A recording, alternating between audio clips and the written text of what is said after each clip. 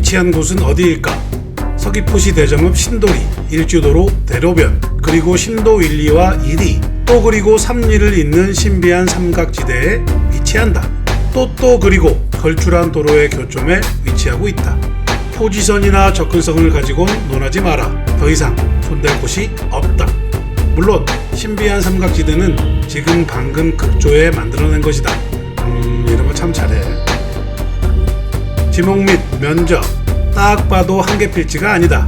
이미 필지 분할이 완료된 6개의 필지로 모두 건축 허가를 받아놓았다. 필지별 개별 판매도 가능하고 통째로 한 사람이 싹쓸이를 쳐도 된다.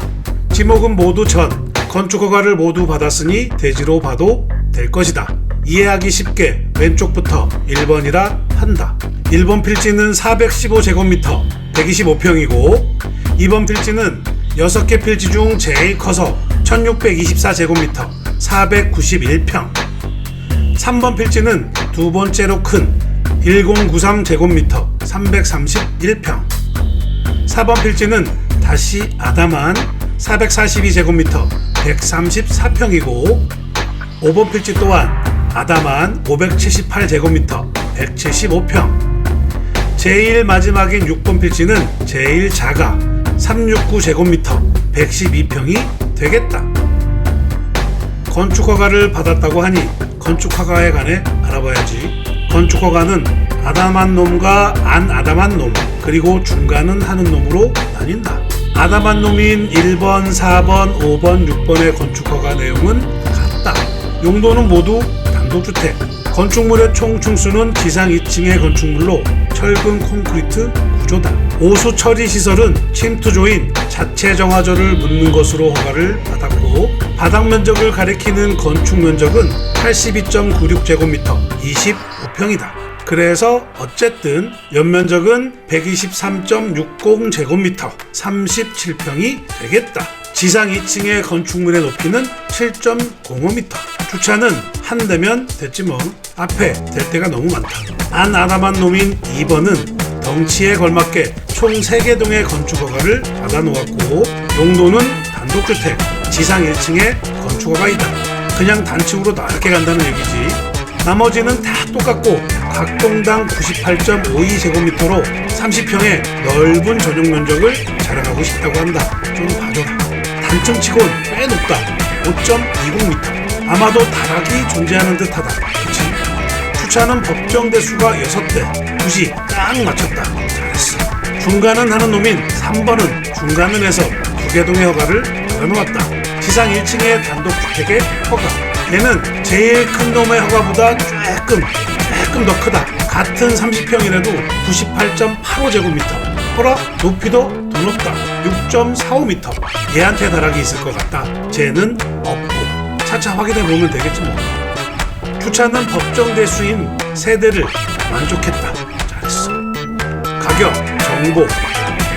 지금까지는 나무랄 것이 없었던 아담한 녀석과 안 아담한 녀석, 그리고 중간은 한 녀석은 과연 얼마의 세상 밖으로 노출이 되어 있을까? 궁금하지? 1번 415제곱미터 125평의 가격은 1억 5천만원, 평당 120만원 꼴이다. 2번 1624제곱미터 491평은 5억 8,920만원, 평당 120만원 꼴이다. 3번 1093제곱미터 331평의 매매가는 3억 9,720만원, 평당 120만원 꼴이다.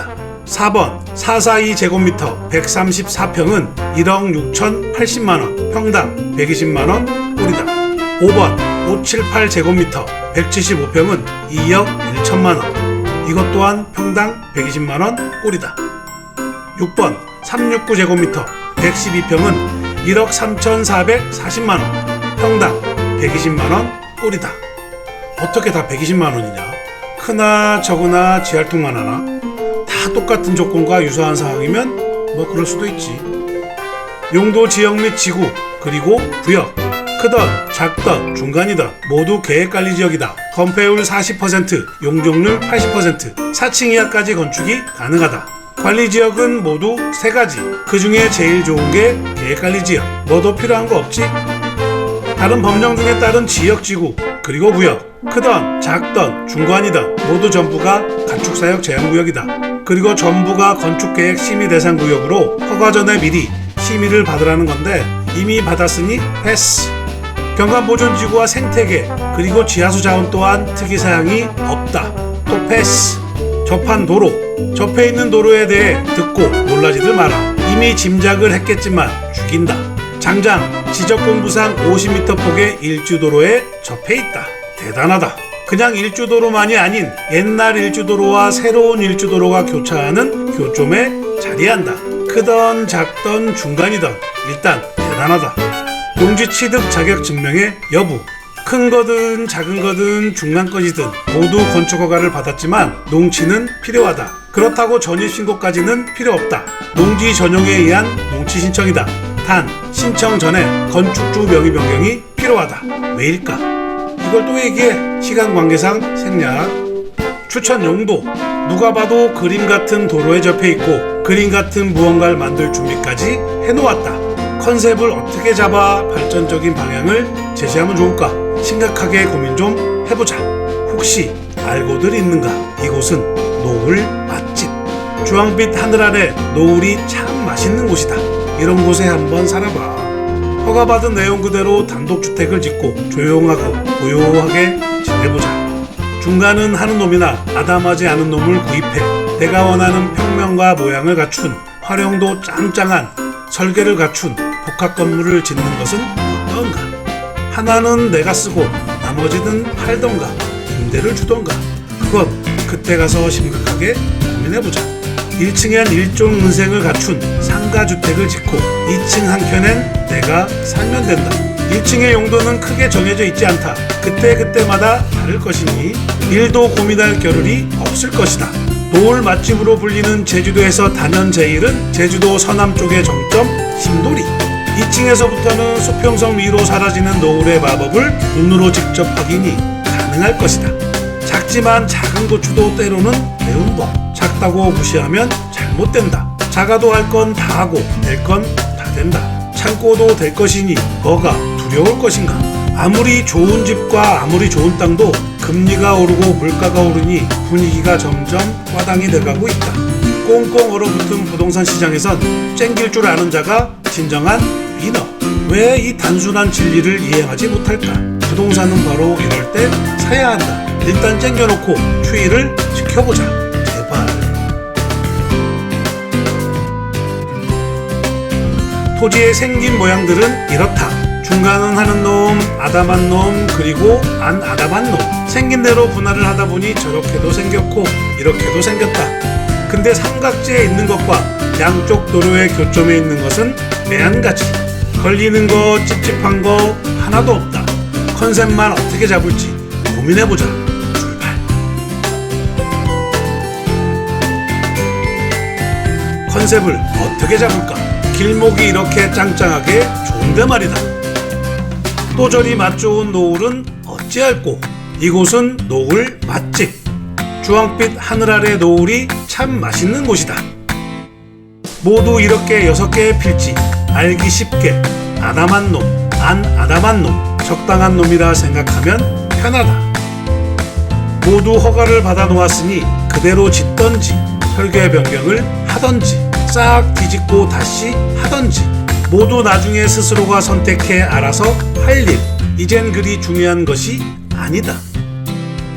모두가 궁금해하는 중요한 것, 건축허가를 쉽게 받을 수 있는 곳이라는 것. 기호에 따라, 식성에 따라 입맛대로 골라 가져가기만 하면 될 것이다. 이 또한 그리 중요한 것이 아니었다. 내 기호와 식성과 입맛에 이곳이 딱 맞아떨어질 수밖에 없는 충분한 이유를 만들어주는 것이 급선무. 그리고 니치맨이 지금부터 해야 할 일이다. 그럼 각자 시선에서 다시 출발한다.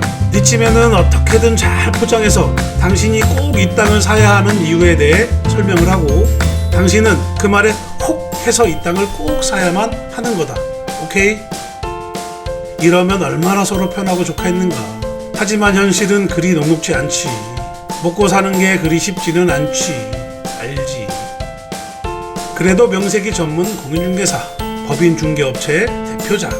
지금부턴 아담한 놈, 안 아담한 놈, 적당한 놈이 얼마나 괜찮은 녀석들인지 전문적으로 풀어본다.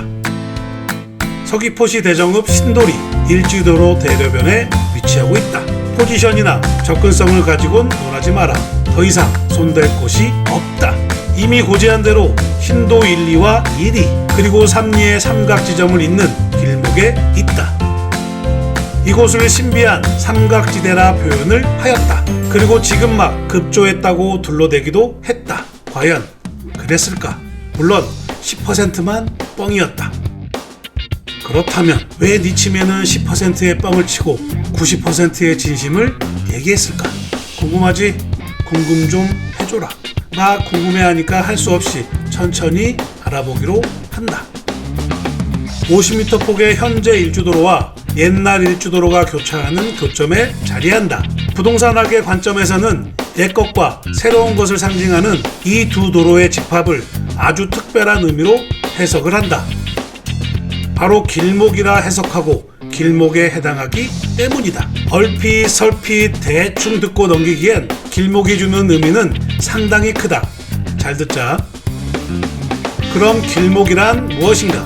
큰 길에서 좁은 길로 들어가는 어귀 또는 중요한 통로가 되는 어귀를 뜻한다.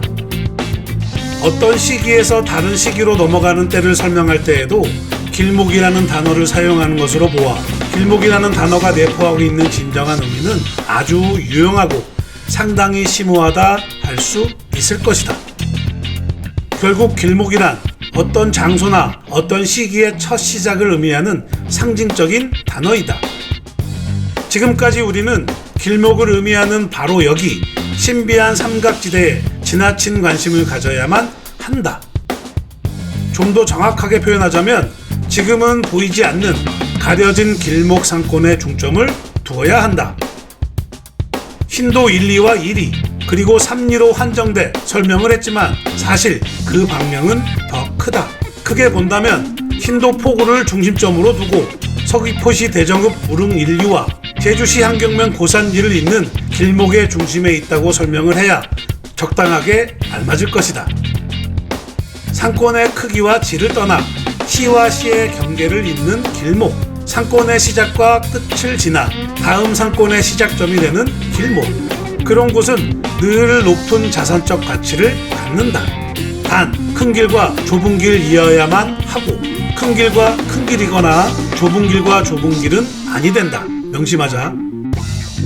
큰 길과 큰 길은 교점이 존재해도 쌩쌩 지나가기에 아니 되고 좁은 길과 좁은 길은 유동인구에 관한 임계지수의 한계점이 존재하기에 상권의 연속성이 잘못된다. 큰 거와 작은 게 만나는 교점을 지나며 큰 게 되고 큰 게 다시 작은 곳과 만나는 지점. 우리는 이런 곳을 이른바 항아리 상권이라 말한다. 지금 당장은 누구도 시작을 하지 않아 눈에 보이지 않지만 크던 작던 필연적으로 상권이 형성될 곳. 바로 그러한 곳이 오늘 아담한 놈, 안 아담한 놈, 중간은 하는 놈이 위치하고 있는 길목인 것이다. 요 정도면 요 녀석들을 꼭 사야 할 이유는 충분하다고 본다. 어때? 혹 해서 이 땅을 꼭 사야 될 것 같지? 그치? 굳이 집만 짓고 살아도 된다. 길목에 집중을 하다 보니 얘기를 많이 못했지만 사실 여기의 풍경은 너무 맛있다. 이거 알고들은 있을 것이다. 아름답다를 넘어서는 다음 표현인 어너더 레벨, 맛있다. 뷰티풀 베리 디리셔스. 등 뒤로는 한라산이 쫙 배수진을 치고 있고 오른쪽으로는 차기도와 와도 그리고 당산봉과 수월봉 그리고 바다 사이론 누군가 던져놓은 듯한 붉은색 노을의 모습은 이곳이 제주도에서 제일 맛있다 할 것이다. 꼭 계란 후라이 같이 생겼거든.